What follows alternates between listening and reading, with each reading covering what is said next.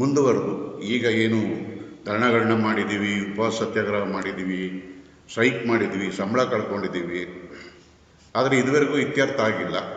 ಹಾಗಾಗಿ 13ನೇ ತಾರೀಕೇನು ಮುಂಗಾರು ಅಧಿವೇಶನ ಲೋಕಸಭೆಯಲ್ಲಿ ಮುಗೀತಾ ಇದೆ. ಎಲ್ಲ ಸಂಸದರ ಗಮನವನ್ನು ಸೆಳೆಯೋದಕ್ಕೆ, ಕೇಂದ್ರ ಸರ್ಕಾರದ ಗಮನವನ್ನು ಸೆಳೆಯೋದಕ್ಕೆ ನಾವು 7ನೇ ತಾರೀಕು ಬರೋ ತಿಂಗಳು ಪಾರ್ಲಿಮೆಂಟ್ ಚಲೋ ಅನ್ನೋ ಒಂದು ಕಾರ್ಯಕ್ರಮನ ಕೂಡ ಇಟ್ಕೊಂಡಿದ್ದೀವಿ. ಇಡೀ ದೇಶವ್ಯಾಪಿ ಒಂದು 3,000 ಜನ ಅವತ್ತು ಪಾರ್ಲಿಮೆಂಟ್ ಚಲೋ ಪ್ರೋಗ್ರಾಮ್ನ ಹಾಕ್ಕೊಳ್ತೀವಿ. ಮುಖ್ಯ ಉದ್ದೇಶ ಇಷ್ಟೇ, BSNL ಎಂಪ್ಲಾಯೀಸ್ ಯೂನಿಯನ್ ಸಿದ್ಧಾಂತ ಬೇಡಿಕೆಗಳನ್ನ ಹೋರಾಟದ ಮುಖಾಂತರ ಮಾತ್ರನೇ ಪಡ್ಕೋಬೋದು ಅಂತಕ್ಕಂಥದ್ದು ಈ ದೇಶದ ಪ್ರಸ್ತುತ ಪರಿಸ್ಥಿತಿ. ಆ ಪರಿಸ್ಥಿತಿಯನ್ನು ಅವಲೋಕಿಸಿ BSNL ಎಂಪ್ಲಾಯೀಸ್ ಯೂನಿಯನ್ ಮತ್ತು AABDPA ಮತ್ತು ಕ್ಯಾಶುಯಲ್ ಕಾಂಟ್ರಾಕ್ಟ್ ವರ್ಕರ್ಸ್ ಫೆಡರೇಷನ್ ಈ 3 ಜನ ಸೇರಿ 7ನೇ ತಾರೀಕು ಪಾರ್ಲಿಮೆಂಟ್ ಚಲೋ ಕಾರ್ಯಕ್ರಮವನ್ನು ಮಾಡ್ತಾಯಿದ್ವಿ.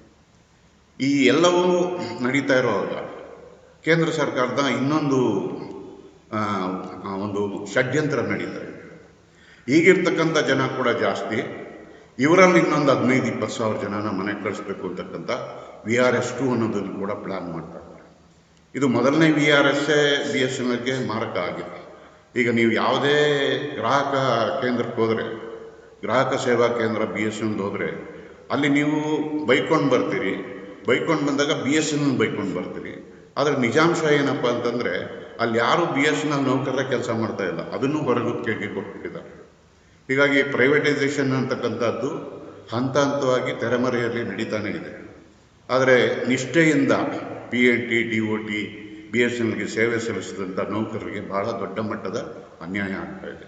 ಈ ಅನ್ಯಾಯವನ್ನು ಧಿಕ್ಕರಿಸಿ ನಮ್ಮ ಬೇಡಿಕೆಗಳನ್ನಿಟ್ಟು ನಾವು ಹೋರಾಟಗಳನ್ನ ಮುಂದುವರಿಸ್ತಾ ಇದ್ದೀವಿ.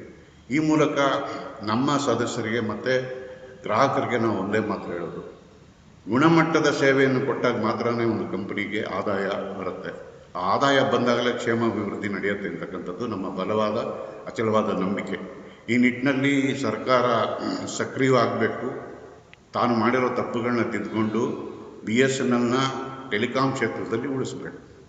4G ಬಂದಿದೆ ಅಂತಕ್ಕಂಥ ಡಂಗೂರ ಸಾರ್ತಕ್ಕಂಥ ಮಂತ್ರಿಯಿಂದ ಹಿಡಿದು ಕೇಂದ್ರ ಸರ್ಕಾರ ಕಳೆದ ವರ್ಷ ಏನು 4G ಬಂದಿದೆ ಅಂತ ಹೇಳಿ ಖುದ್ದು ಪ್ರಧಾನಮಂತ್ರಿಗಳೇನೆ 74,000 ಟವರು ಇನಾಗ್ರೇಟ್ ಮಾಡಿದ್ರು 4Gದು. ಅದು ಮಾಡಿದ ನಂತರ ಕೂಡ ಇವತ್ತು ನಮ್ಮ ಮೊಬೈಲ್ ಕ್ಷೇತ್ರದಲ್ಲಿ ಗ್ರಾಹಕರನ್ನ ಕಳ್ಕೊಂಡಿದ್ದೀವಿ. 9% ಇದ್ದಿದ್ದು ಮಾರ್ಕೆಟ್ ಶೇರ್ ಇವತ್ತು 7.3%ಗೆ ಬಂದಿದೆ.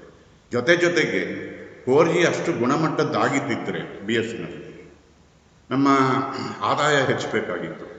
ಆದರೆ ಅಂಕಿಅಂಶಗಳನ್ನ ಗಮನಿಸಿ ನೋಡಿದಾಗ ಕಳೆದ ವರ್ಷದಲ್ಲಿ ಏನು ಒಂದು ಹಣಕಾಸು ವರ್ಷ ಅಂತ ಕರಿತೀವಿ, ಆ ವರ್ಷದಲ್ಲಿ ಕೇವಲ 1% ಮಾತ್ರನೇ ಆದಾಯ ಇನ್ಕ್ರೀಸ್ ಆಗಿದೆ.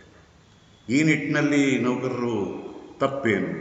ನೌಕರರ ತಪ್ಪುಗಳಿಂದ ಆಗಿರ್ತಕ್ಕಂಥ ನಷ್ಟ ಅಲ್ಲ, ಬದಲಾಗಿ ಕೇಂದ್ರ ಸರ್ಕಾರದ ನೀತಿಗಳಿಂದ ಆಗಿರ್ತಕ್ಕಂಥ ನಷ್ಟ. ಇದು ಗ್ರಾಹಕರು ಕೂಡ ತಿಳ್ಕೋಬೇಕಾಗಿದೆ.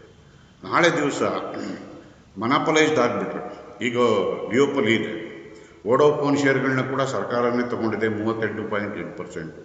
ತನ್ನೇ ಆದ BSNLನ ಕಡೆಗಣಿಸಿದೆ. ವೋಡಾಫೋನ್ ಅಂತಕ್ಕಂಥದ್ದು ವಿದೇಶಿ ಕಂಪನಿ.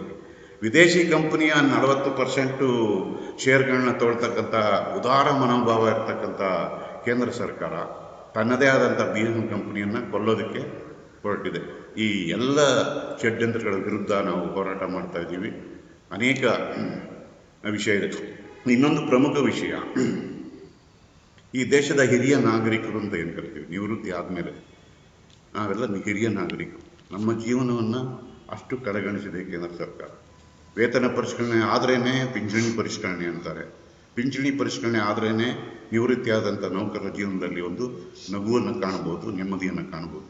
ಈ ನಿಟ್ಟಿನಲ್ಲಿ ಕೇಂದ್ರ ಸರ್ಕಾರ ಒಟ್ಟಾರೆಯಾಗಿ ತನ್ನ ತಪ್ಪು ನೀತಿಗಳಿಂದ BSNLನ ನಷ್ಟದ ಕೂಪಕ್ಕೆ ತಳ್ಳಿದೆ. ಎಚ್ಚೆತ್ತುಕೊಳ್ತಕ್ಕಂಥ ಕರಗಂಟೆಯನ್ನು ನಾವು ಈ BSNL ಎಂಪ್ಲಾಯೀಸ್ ಯೂನಿಯನ್, AABDPA ಮತ್ತು ಕ್ಯಾಶುಯಲ್ ಕಾಂಟ್ರಾಕ್ಟ್ ವರ್ಕರ್ಸ್ ಫೆಡರೇಷನ್ ಏನಿದೆ, ಒಂದು ಸಣ್ಣ ಹೋರಾಟದ ಪ್ರಯತ್ನವನ್ನು ಮಾಡ್ತಾ ಇದ್ದೀವಿ. ಆ ಭಾಗವಾಗಿ ಇವತ್ತು ನಾವು ಈ ಮೀಡಿಯಾ ಮುಖಾಂತರ ಗ್ರಾಹಕರಿಗೆ, ನಮ್ಮ ಸದಸ್ಯರಿಗೆ, ನಮ್ಮ ನೌಕರರಿಗೆ ಒಂದು ಸ್ಪಷ್ಟ ಸಂದೇಶವನ್ನು ಕಳಿಸ್ತಾ ಇದ್ದೀವಿ.